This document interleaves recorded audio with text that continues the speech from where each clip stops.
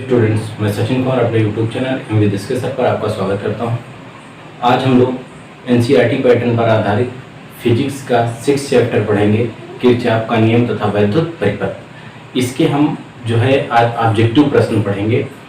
इस चैप्टर के ऑब्जेक्टिव प्रश्न जो हैं बोर्ड एग्जाम की दृष्टि से बहुत ही महत्वपूर्ण है। प्रत्येक वर्ष इस चैप्टर का एक क्वेश्चन ऑब्जेक्टिव रूप में जरूर पूछा जाता है।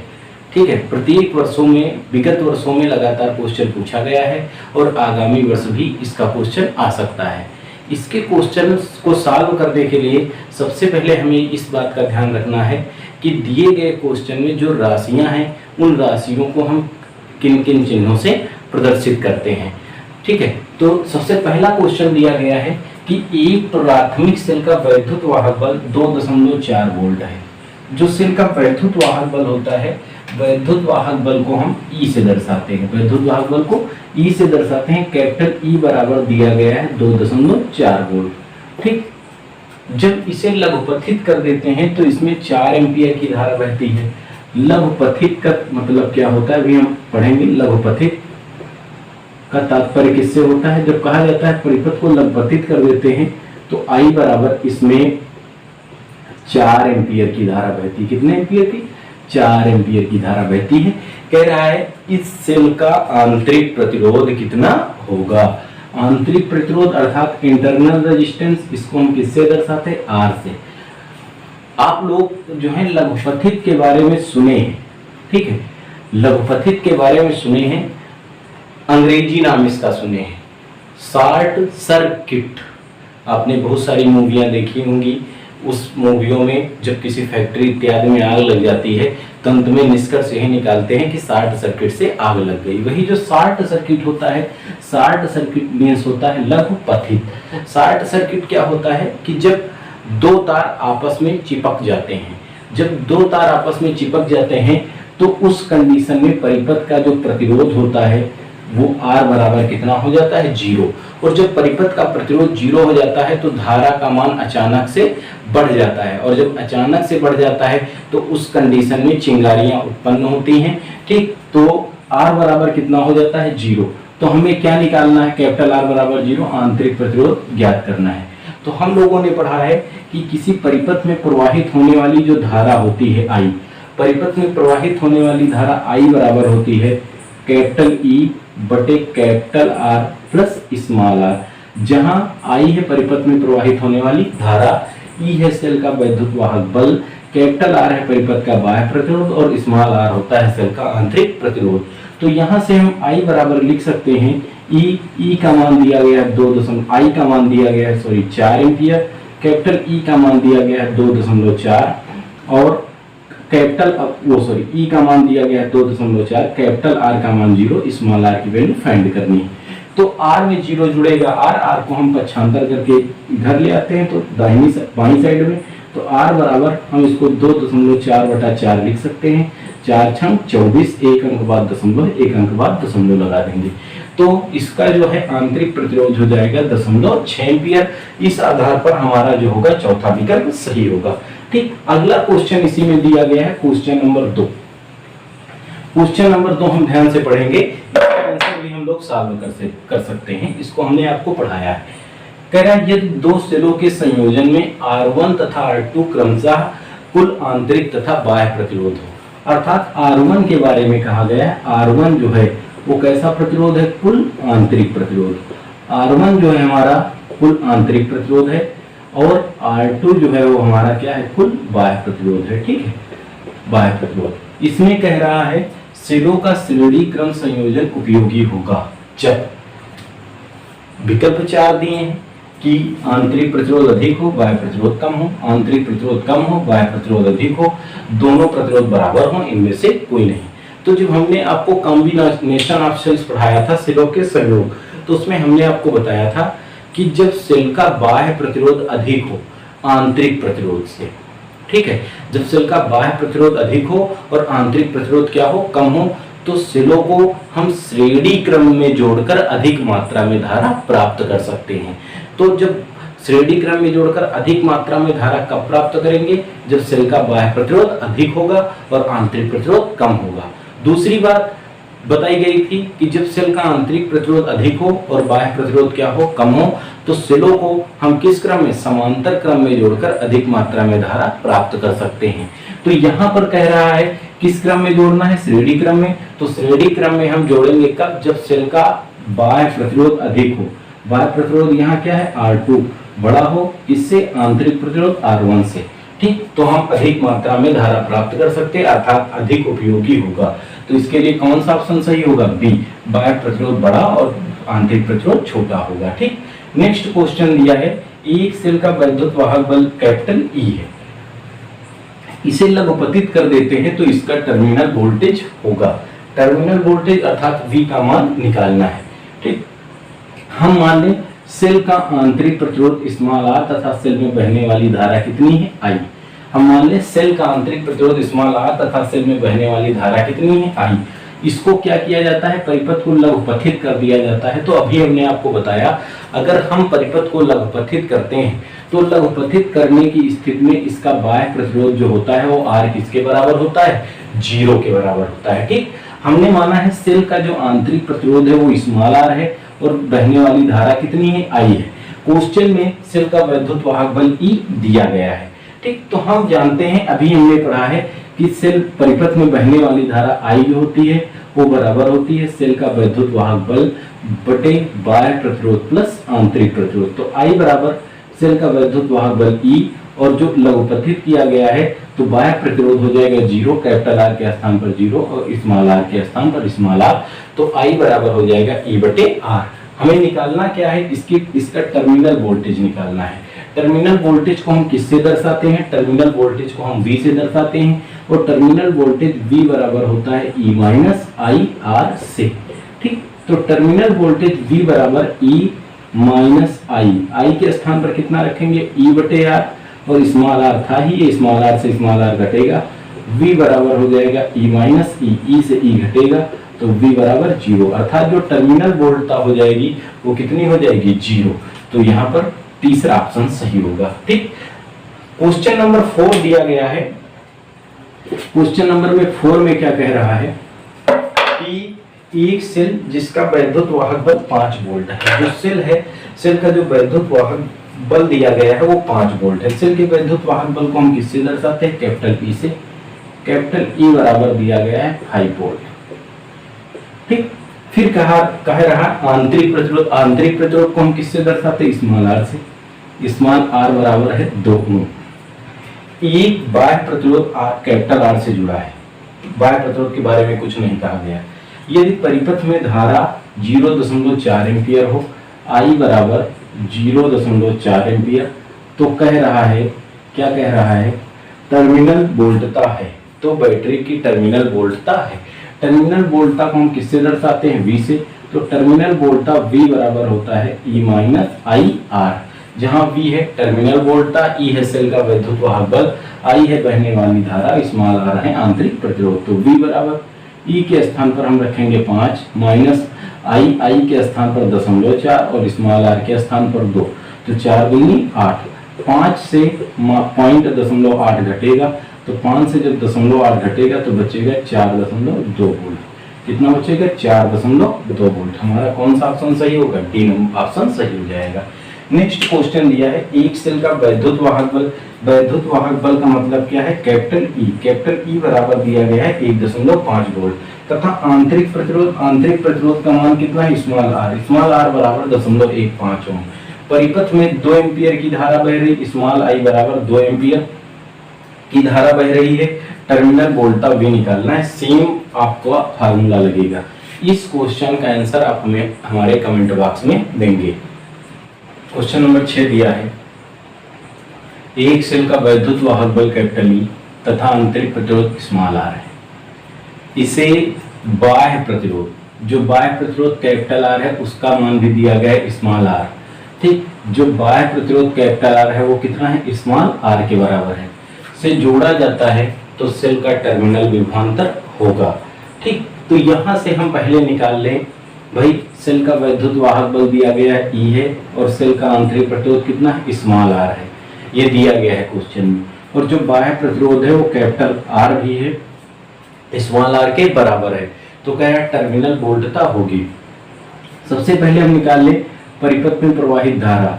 तो प्रवाहित धारा I बराबर कितनी होती है, कैपिटल E बटे capital R plus small r, जहां I बहने वाली धारा, E वैद्युत वाहक बल, कैपिटल R बाह्य प्रतिरोध और स्मॉल r आंतरिक प्रतिरोध। तो I बराबर E कैपिटल R के स्थान पर small r plus small r, ये हो जाएगा E बटे 2R।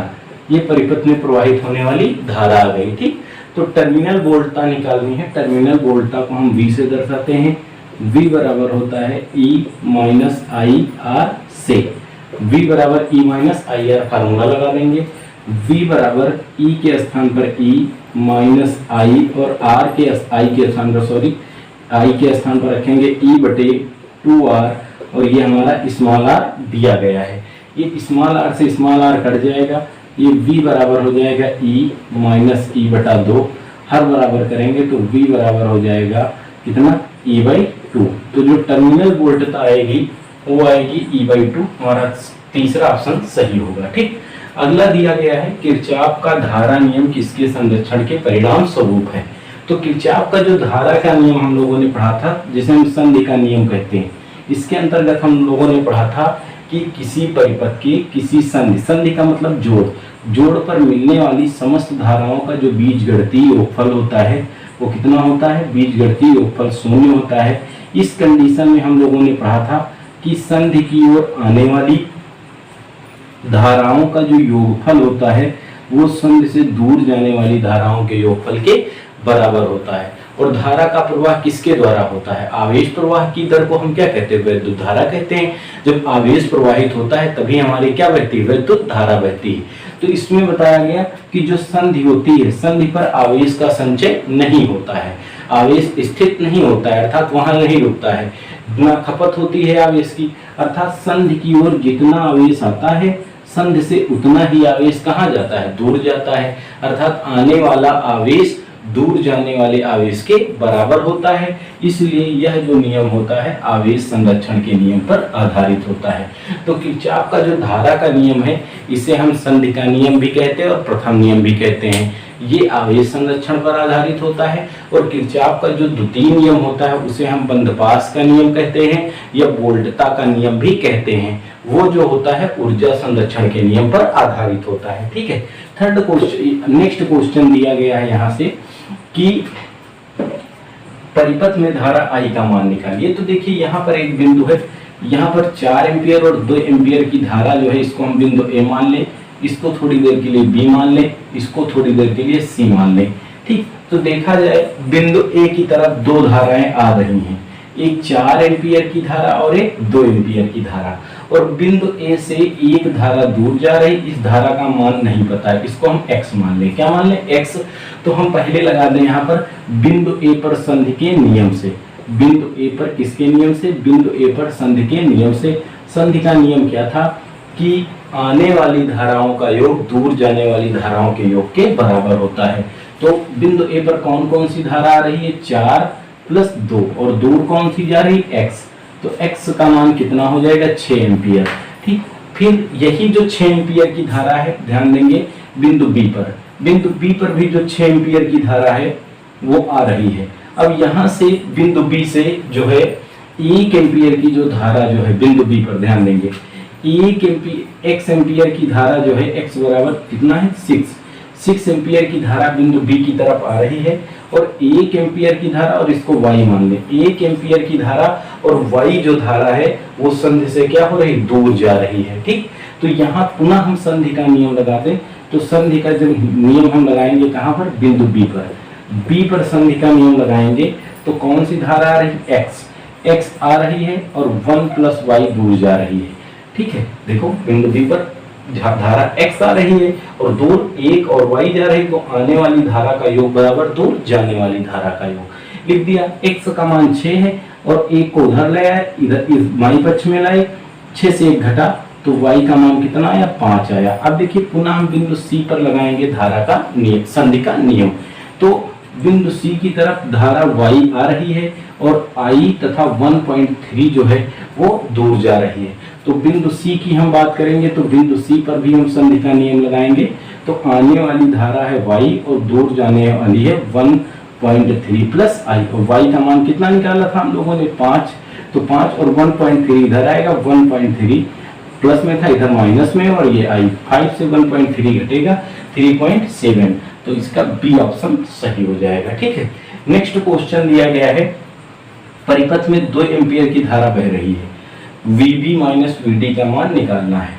देखिए इस परिपथ में 2 एम्पियर की धारा बह रही है, अगर यही क्वेश्चन आपका 2 नंबर या 3 नंबर में पूछा जाता तो इसको हम दूसरे तरीके से सॉल्व करते, लेकिन जब ये ऑब्जेक्टिव टाइप क्वेश्चन है तो इसको हमें सॉल्व नहीं करना है। सबसे पहले हम इसमें देखेंगे, इसमें 4 प्रतिरोध जुड़े हैं, ये हमारा एक को हम मान ले P, ये आपको हम मान ले इसको Q, इसको मान ले R और इसको मान ले S। तो सबसे पहले हम देखते हैं कि क्या एक व्हीट स्टोन सेतु बनता है। अगर व्हीट स्टोन सेतु संतुलित व्हीट स्टोन सेतु होगा तब फिर हम लोगों ने पढ़ा है कि जब संतुलित स्टोन सेतु होता है तो उस कंडीशन में जो बिंदु बी और बिंदु डी जो ये विकर्ण होता है, इस विकर्ण में अगर हम कोई धारा मापी लगा देते हैं तो उसमें धारा का प्रवाह नहीं होता है। क्यों नहीं होता है? क्योंकि संतुलन की अवस्था में जब व्हीट स्टोन सेतु संतुलन की अवस्था में होता है तो जो बिंदु बी का विभव होता है वो बिंदु डी के विभव के बराबर होता है। तो सबसे पहले हम इसके संतुलन की अवस्था चेक करेंगे। संतुलन की अवस्था का प्रतिबंध क्या होता है? P अपान Q बराबर R अपान S। देखो P का मान 2 है, Q का मान 3 है, R का मान 4 है, S का मान 6 है, 2 कम 2 2 3 6, तो 2/3 बराबर 2/3, अर्थात जो बायां पक्ष है वो दाहिने पक्ष के बराबर है। अगर बायां पक्ष दाहिने पक्ष के बराबर है अर्थात ये व्हीट स्टोन सेतु जो है वो संतुलन की अवस्था में है। और अभी हमने आपको बताया संतुलन की अवस्था में जो बिंदु B का विभव होता है वो D के विभव के बराबर होता है। इसीलिए इसमें अगर धारा मापी में हम वो विकर्ण में अगर धारा मापी लगाते हैं तो इसमें धारा का प्रवाह नहीं होता है। तो VB बराबर VD, तो B से D घटेगा, कितना आ जाएगा? अर्थात इसमें हम D के स्थान पर VB लिख सकते हैं, तो VB माइनस VB और ये इससे घटेगा, कितना आएगा? 0। तो इसका जो विभवांतर हो जाएगा वो कितने वोल्ट हो जाएगा? 0 वोल्ट हो जाएगा। 10 नंबर क्वेश्चन कह रहा है, एक संतुलित व्हीट स्टोन सेतु की प्रत्येक भुजा तथा धारा मापी का प्रतिरोध R है, तो बैटरी को जोड़ने वाले सिरों के बीच का विभवांतर होगा। जो व्हीट स्टोन सेतु दिया है वो संतुलित है। कैसा है भाई? संतुलित है। ठीक है, तो आपको पता है ये हमारा एक व्हीट स्टोन सेतु हो गया। हम बना लेते हैं थोड़ी देर के लिए व्हीट स्टोन सेतु।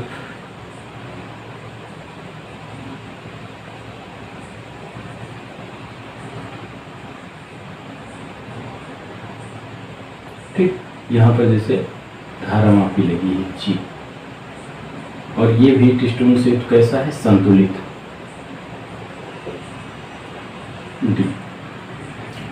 इसके और इसके मध्य बैटरी जुड़ी होगी। ठीक, कह रहा है एक संतुलित व्हीट स्टोन सेतु की प्रत्येक भुजा तथा धारा मापी का प्रतिरोध R है। इसका भी R, इसका भी R, इसका भी R है और ये R है। कह रहा है तो बैटरी को जोड़ने वाले सिरों के बीच का विभवांतर होगा। देखिए अगर व्हीट स्टोन सेतु संतुलन की अवस्था में है तो संतुलन की अवस्था का तात्पर्य है बिंदु B का जो विभव होगा वो D के विभव के बराबर होगा, और अगर B का विभव D के विभव के बराबर है तो इस विकर्ण में धारा मापी में धारा का प्रवाह नहीं होगा, अर्थात ये 120 होगा। ठीक, इसका कोई औचित्य नहीं होगा। तो A और C के मध्य का विभवांतर आपको निकालना है। तो अगर हम आपसे कहें बिंदु A से C तक जाने के लिए आपके पास कितने मार्ग हैं, तो आप कहेंगे 2 मार्ग है। एक हम ऊपर से जा सकते हैं और एक नीचे से। हमने कहा था पहले हम वो मार्ग सिलेक्ट करते हैं जिसमें 2 या 2 से अधिक प्रतिरोध लगे होते हैं। तो दोनों में देखिए ऊपर भी 2 प्रतिरोध लगे हैं, नीचे भी 2 प्रतिरोध लगे हैं। तो देखिए जो पहले ऊपर हम चलते हैं, पहले ऊपर में पहले प्रतिरोध का पहला सिरा A से जुड़ा है, इसका दूसरा सिरा जो है दूसरे प्रतिरोध के पहले सिरे से जुड़ा है, और दूसरे प्रतिरोध का दूसरा सिरा C से जुड़ा है। तो ये R किस क्रम में होंगे? श्रेणी क्रम में होंगे। तो श्रेणी क्रम में होने पर इनका तुल्य प्रतिरोध, श्रेणी क्रम में जो तुल्य प्रतिरोध होता है वो R बराबर होता है R1 प्लस R2 के। तो यहाँ से R का मान, R1 का मान और R2 का मान, तो R R 2R हो जाएगा। तो जो ऊपर वाले का प्रतिरोध होगा, ऊपर वाले का कुल प्रतिरोध कितना होगा, 2R हो जाएगा। इसी प्रकार जब हम नीचे वाले परिपथ की बात करेंगे, ये दोनों श्रेणी क्रम में होंगे, इनका भी प्रतिरोध कितना आ जाएगा, टोटल 2R आ जाएगा। ध्यान देना भाई, ठीक। अब देखिए ये पहला प्रतिरोध हो गया, ये हमारा दूसरा प्रतिरोध हो गया। अब दोनों प्रतिरोधों के देखा जाए तो पहले सिरे डायरेक्ट किससे जुड़े हैं, स्रोत ए से जुड़े हैं, और दोनों प्रतिरोधों के दूसरे सिरे जो है डायरेक्ट किससे जुड़े हैं, सी से जुड़े हैं। तो ये किस क्रम में आएंगे, समांतर क्रम में आएंगे, और समांतर क्रम में तुल्य प्रतिरोध 1/r' बराबर 1/r1 प्लस 1/r2 से। तो 1/r' बराबर 1/r1 के स्थान पर 1/2r, r2 के स्थान पर 2r, ठीक। तो 1/r' बराबर इनके हर बराबर है, अंश को जोड़ेंगे 1 2, 2/2r, ये 2 से 2 कट जाएगा, 1/r' बराबर 1/r। तो r' की वैल्यू कितनी आ जाएगी, r, अर्थात जो तुल्य प्रतिरोध इसका आएगा वो कितना आएगा, r आ जाएगा, ठीक। अगला क्वेश्चन दिया गया है, ध्यान देना भाई, ये दिया गया है कि कह रहा है इसमें a और b के बीच का विभवांतर निकालिए। देखिए यहाँ ये बिंदु b है, ये आपका a है, ठीक। तो यहाँ पर जो धारा बह रही है वो कितनी है, 1 एम्पियर की धारा बह रही है, ठीक। जब 1 एम्पियर की धारा बह रही है, श्रेणी क्रम में जुड़े हैं, तो इसमें बहने वाली ये b होगा, यहाँ पर a जो बुक में दिया है, ठीक। तो यहाँ पर धारा जब श्रेणी क्रम में बह रही, इसमें धारा 1 ओम है, तो 4 ओम में भी धारा कितनी हो जाएगी, 1 ओम हो जाएगी। इसको थोड़ी देर के लिए हम C मान लें, इसको D मान लें। तो पहले हम BC के मध्य का विभवांतर निकालें। किसके मध्य का, BC के मध्य का विभवांतर। तो VB माइनस VC बराबर हो जाएगा, V बराबर होता है IR, जहाँ I हो जाएगी बहने वाली धारा और R हो जाएगा प्रतिरोध। तो देखिए B और C के बीच कितने ओम का प्रतिरोध लगा है, 4 ओम का। तो VB माइनस VC बराबर धारा कितनी है, 1 × 4, 4 हो जाएगी, ठीक। अब देखिए चूंकि C किससे जुड़ा है, पृथ्वी से जुड़ा है, और जब पृथ्वी से जुड़ा है तो पृथ्वी का विभव होता है 0। तो V0 बराबर कितना हो जाएगा, 0, VC बराबर 0, इसका मान 0 हो गया। तो VB बराबर कितना आ गया, 4 वोल्ट, ठीक। इसी प्रकार अगर हम VA माइनस VD निकालेंगे तो इनके बीच जो बैटरी जुड़ी है उसका विभवांतर कितना है, 12 वोल्ट है, ठीक। D क्या है, पृथ्वी से जुड़ी है, तो पृथ्वी से जुड़ी होने के कारण इसका विभव 0, D के स्थान पर 0 रखेंगे तो VA बराबर कितना हो जाएगा, 12 वोल्ट। VA बराबर 12 वोल्ट, VB बराबर 4 वोल्ट। तो VA माइनस VB बराबर 12 से 4 घटेगा, कितने वोल्ट आएगा, 8 वोल्ट आ जाएगा। तो इसका जो विभव होगा वो कितने वोल्ट हो जाएगा, 8 वोल्ट आ जाएगा, ठीक। नेक्स्ट क्वेश्चन दिया गया है, क्या दिया गया है कि एक विभवमापी के तार की प्रतिरोधकता, तार की जो प्रतिरोधकता है 40 × 10⁻⁻8 ओम मीटर है। ओम मीटर विशिष्ट प्रतिरोध का मात्रक होता है, उसे प्रतिरोधकता ही कहते हैं। तो प्रतिरोधकता रो बराबर हो गई 40 × 10⁻8 है ना, ओम मीटर हो गई, ठीक। फिर नेक्स्ट कंडीशन में क्या दिया गया है, देखो, तथा अनुप्रस्थ काट का क्षेत्रफल, क्षेत्रफल को हम किससे दर्शाते हैं, ए से।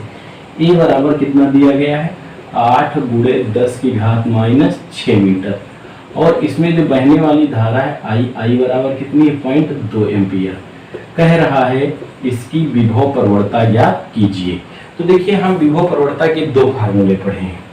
हम लोगों ने पढ़ा था कि जब वो विभवमापी में शून्य विक्षेप की स्थिति में जो टर्मिनल विभवांतर होता है वो सेल के वैद्युत वाहक बल के बराबर होता है। एक चीज ये पढ़ा था, टर्मिनल विभवांतर V जो होता है सेल के वैद्युत वाहक बल E के बराबर होता है। शून्य विक्षेप की स्थिति में टर्मिनल विभवांतर सेल के वैद्युत वाहक बल E के बराबर होता है। लेकिन जब हमने सिद्धांत पढ़ा था तो पढ़ा था कि अगर समान अनुप्रस्थ काट के चालक तार में एक नियत धारा बहती है तो चालक तार के सिरों के बीच का जो विभवांतर होता है उस चालक तार की लंबाई के अनुक्रमानुपाती होता है। तो इस अनुक्रमानुपाती नियतांक को हटाएंगे, एक नियतांक आ जाता है के यल हम लिख सकते हैं, ठीक। जहाँ के होती है विभव प्रवणता, तो विभव प्रवणता के बराबर हम लिखते हैं V/L, जहाँ V क्या हो जाएगी, टर्मिनल विभव, V हो जाएगा चालक तार के सिरों का शून्य विक्षेप की स्थिति में, ठीक है, शून्य विक्षेप की स्थिति में चालक तार के सिरों के बीच का विभवांतर, और L हो जाएगी चालक तार की लंबाई, ठीक। E के बराबर हो जाएगा, तो E भी हम आवश्यकता अनुसार यहाँ पर लिख सकते हैं, ठीक। और रो और एक हमने पढ़ा था K बराबर होता है I इंटू रो। ठीक, K बराबर I इंटू रो भी होता है, जहां I होती चालक तार में बहने वाली धारा और रो होता है चालक तार की प्रति एकांक लंबाई का प्रतिरोध। ठीक, यह तार की एकांक लंबाई का प्रतिरोध हम इसे कह सकते हैं, रो को। ठीक, तो यहां से हम अब निकालेंगे, हम लोगों ने पढ़ा है जो विशिष्ट प्रतिरोध होता है, विशिष्ट प्रतिरोध रो बराबर होता है RA/L, पढ़ा होगा भाई, हम लोगों ने पढ़ा है इससे पहले चैप्टर में कि विशिष्ट प्रतिरोध जो रो होता है वो RA/L के बराबर होता है, जहां R होता है चालक तार का प्रतिरोध, A होता है चालक तार का क्षेत्रफल, L होता है चालक तार की लंबाई। जो चालक तार का प्रतिरोध R होता है, R बराबर हमारा होता है V/I, तो यहाँ से रो बराबर हम लिख सकते हैं V/I इंटू A/L। ठीक, इसको देखो हम ऐसे भी लिख सकते हैं, I को इधर भेज दें, रो I/A बराबर V/L। अभी हमने बताया V/L क्या कहलाती है, विभव प्रवणता, तो इसके स्थान पर हम K लिख सकते हैं, तो K बराबर रो। देखो रो का मान कितना दिया गया है, 40 गुणे 10 की घात -8 और I का मान कितना है 0.2, L का मान कितना है 8 गुणे 10 की घात -6, सॉरी A का मान 8 गुणे 10 की घात -6। अब देखो यहां से इसका हम गुणा कर देते हैं, ध्यान देना भाई, K बराबर यहां से 0.2 का गुणा 40 से हो जाए, 40 दूना 80। ठीक, एक अंक बाद दशमलव, एक अंक बाद दशमलव लगा दिया, 10 की घात -6 घातांक के नियम से ऊपर जाएगा, ये बन जाएगा 10 की घात प्लस का 6 और ये बच्चा 8, 8 एक कम 8, K बराबर 1 गुणे 10 की घात -8 से 10 की घात 6 घटेगा, 10 की घात 2 -2 को बटे लाएंगे, बटा 10 की घात 2 अर्थात 1/100 और 1/100 को हम लिख सकते हैं 0.01 वोल्ट प्रति मीटर। ये हो जाएगा 0.01 वोल्ट प्रति मीटर, सॉरी इसमें मात्रक हम लिखना भूल गए, या यहीं पर लिख लीजिए वोल्ट प्रति मीटर में, तो 0.01 वोल्ट प्रति मीटर हो जाएगी। ठीक, सेकंड कंडीशन में नेक्स्ट क्वेश्चन दिया गया है, अगला भी, इसमें भी हमें विभव प्रवणता निकालनी है, लेकिन ये दूसरे टाइप का क्वेश्चन है। इसमें कहा जा रहा है 5 मीटर लंबे तथा 5 ओम प्रतिरोध वाले विभव मापी के तार में 2 मिली एम्पियर की धारा बहती है। जो विभव मापी का तार है उसमें बहने वाली जो धारा है I बराबर 2 मिली एम्पियर है। हमने आपको बताया था जब मिली नामक पूर्वलग्न हटाते हैं तो हम कितना लिखते हैं, 2 गुणे 10 की घात -3, मिली नामक पूर्वलग्न हटाते हैं तो 10 की घात -3 लिखते हैं, तो I बराबर हो गया 2 गुणे 10 की घात -3 एम्पियर। अब जो विभव मापी था उस विभव मापी के 5 तार की लंबाई कितनी थी, 5 मीटर, और उसका प्रतिरोध कितना था, 5 ओम, अर्थात हम क्या कह सकते हैं, 5 मीटर लंबे तार का प्रतिरोध बराबर 5 ओम। ठीक, 5 मीटर लंबे तार का प्रतिरोध बराबर, लंबे तार का प्रतिरोध बराबर 5 ओम, इसलिए 1 मीटर लंबे तार का प्रतिरोध, जब 1 मीटर लंबे तार का प्रतिरोध निकालेंगे तो 5 ओम बटा 5, 5 एक कम 5, इसे हम रो कह देंगे। रो बराबर कितना आएगा, 1 ओम आएगा, इसलिए रो बराबर 1 ओम और प्रति मीटर आएगा, 1 ओम प्रति मीटर। ठीक है, क्योंकि ये 5 बटे में आया मीटर वाला, तो एकांक लंबाई तार का प्रतिरोध इतना हो जाएगा। अब देखिए यहाँ से K बराबर होता है I इंटू रो, K बराबर I बहने वाली धारा 2 गुणे 10 की घात -3 ओम क्या है, एम्पियर है, और गुणे रो का मान 1 ओम प्रति मीटर। तो एम्पियर को अगर ओम से गुणा हो जाता है तो वोल्ट बन जाता है, तो K बराबर हो जाएगा 2 गुणे 10 की घात -3 वोल्ट प्रति मीटर। तो जो विभव प्रवणता आएगी 2 गुणे 10 की घात -3 वोल्ट प्रति मीटर, ये हमारा ऑप्शन नंबर इसका A सही हो जाएगा। ठीक, क्वेश्चन नंबर 14 दिया गया है, एक मानक सेल का वैद्युत वाहक बल विभव मापी को 150 सेंटीमीटर तार की लंबाई पर संतुलित करता है। ठीक, जो विभव मापी थी उस विभव मापी से जब एक प्रमाणिक सेल का वैद्युत वाहक बल मापा गया, कैसे मापा गया, जब विभव मापी में हम सिर्फ परिपथ जो होता है खुले परिपथ के रूप में होता है, परिपथ खुले परिपथ के रूप में होता है, तो जब हम जौकी को तार के भाग पर स्पर्श कराते हैं तो शून्य विच्छेद की जब स्थिति प्राप्त होती है वो 150 सेंटीमीटर पर होती है। जब परिपथ खुला होता है उस कंडीशन में ये जो शून्य विक्षेप की स्थिति प्राप्त होती है वो सेल के वैद्युत वाहक बल के अनुक्रमानुपाती होती है। अर्थात कह सकते हैं कि उसके जो है सेल के वैद्युत वाहक बल के बराबर होती है अगर विभव प्रवणता से इसको गुणा कर दें। तो ई के संगत अर्थात सेल के वैद्युत वाहक बल के संगत जब क्वेश्चन नंबर 14 है, एक मानक सेल का वैद्युत वाहक बल विभव मापी को 125 सेंटीमीटर तार की लंबाई पर संतुलित होता है। जब इस सेल को 2 ओम के प्रतिरोध से संड कर दिया जाता है तो संतुलित बिंदु 100 सेंटीमीटर पर मिलता है। सेल का आंतरिक प्रतिरोध ज्ञात कीजिए। ठीक है, देखिए जब हम विभव मापी से सेल का वैद्युत वाहक बल मापते हैं तो उस कंडीशन में जब परिपथ खुला होता है, खुला होने का मतलब है कुंजी K2 खुली हो, तो जो शून्य विक्षेप की स्थिति होती है वो सेल के वैद्युत वाहक बल को बताती है। अर्थात हम कह सकते हैं जो कुंजी जब K2 खुली होती है, परिपथ खुला होता है, तो सेल के वैद्युत वाहक बल के सापेक्ष जो होती है शून्य विक्षेप की स्थिति प्राप्त होती है। अर्थात सेल के वैद्युत वाहक बल ई के संगत शून्य विक्षेप की स्थिति जो है ई के संगत शून्य विक्षेप की स्थिति जो है L1 बराबर 150 सेंटीमीटर पर प्राप्त होती है। कहा जा रहा है जब इस सेल को 2 ओम के प्रतिरोध से संट कर दिया गया, R बराबर 2 ओम से संट कर दिया जाता है तो संतुलित बिंदु 100 सेंटीमीटर लंबाई पर प्राप्त होता है। अर्थात जो टर्मिनल विभवांतर है, टर्मिनल विभवांतर V के संगत, टर्मिनल विभवांतर क्या है? प्रतिरोध के सिरों का विभवांतर, प्रतिरोध के सिरों के विभवांतर के संगत जो लंबाई है वो L2 बराबर कितनी है? 100 सेंटीमीटर है। कह रहा है सेल का वैद्युत वाहक बल, सेल का आंतरिक प्रतिरोध ज्ञात कीजिए। तो हम लोगों ने पढ़ा था जो सेल का आंतरिक प्रतिरोध होता है स्मॉल r बराबर होता है capital R into e upon v minus 1।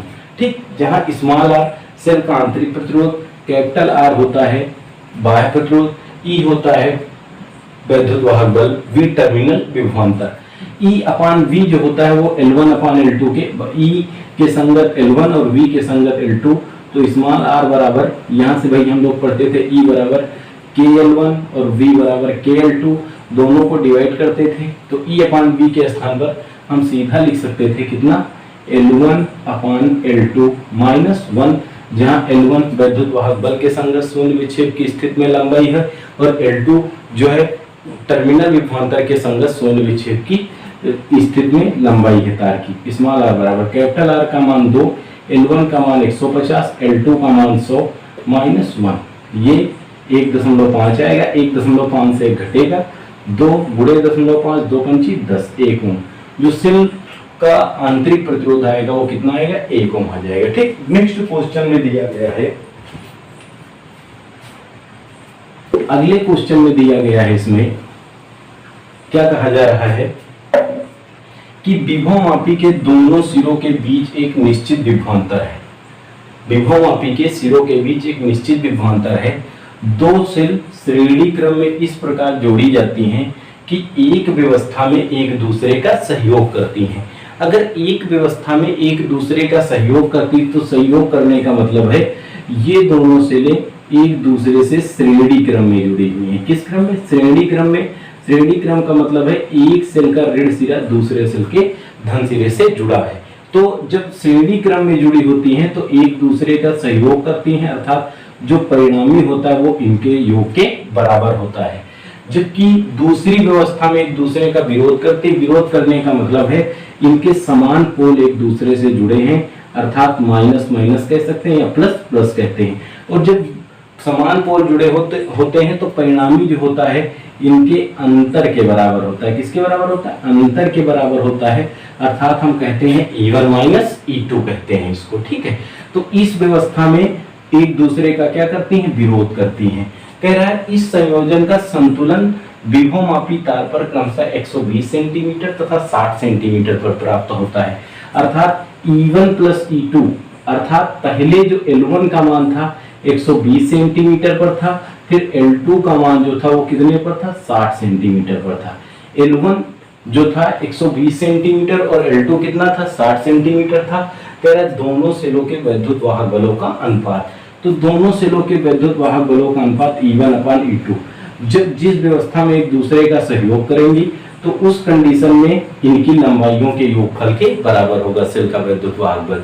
और जब विरोध करेंगी तो इनके अंतर के बराबर हो जाएगा, अर्थात E2 बराबर L1 माइनस L2।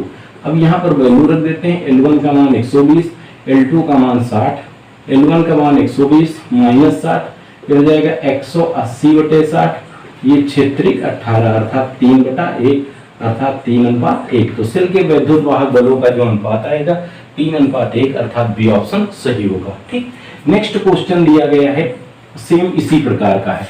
इसमें कहा जा रहा है सहयोग करती हैं और विरोध करती हैं। यहाँ पर कहा जा रहा है कुछ और। क्या कहा जा रहा है, विभव मापी के प्रयोग में दो सेलों का वैद्युत वाहक बल E1 तथा E2 इन्हें श्रेणी क्रम में जोड़कर विभव मापी के तार पर अविच्छेद बिंदु 58 सेंटीमीटर पर प्राप्त होता है। श्रेणी क्रम में जब जोड़ा जाता है तो दोनों सेलें एक दूसरे का सहयोग करती हैं, अर्थात L1 बराबर कितना दिया गया है 58 सेंटीमीटर। और फिर कहा जा रहा है जब E2 वैद्युत वाहक वाले सेल की ध्रुवता पलट दी जाती। ध्रुवता पलटने का मतलब है पहले एक का धन दूसरे के ऋण से जुड़ा था, ठीक, लेकिन ध्रुवता पलटने का मतलब है क्या किया गया, समान पोलों को जोड़ दिया गया, प्लस से प्लस को और माइनस से माइनस को। जब माइनस से माइनस को और प्लस से प्लस को जोड़ा गया तो इस कंडीशन में जो L2 का मान होता है वो कितने पर प्राप्त होता है, 29 सेंटीमीटर पर प्राप्त होता है। तो कह रहा है सेल के वैद्युत वाहक बलों का अनुपात बताइए। तो इस कंडीशन में E1 अनुपात E2 बराबर हो जाएगा L1 प्लस L2 अपान L1 माइनस L2। तो कितना होगा 58 प्लस 29/58 माइनस 29। 58 में 29 जुड़ेगा 87/29 और 29 दिया 87 अर्थात 3:1। इस कंडीशन में भी आएगा 3:1 अर्थात पहला आंसर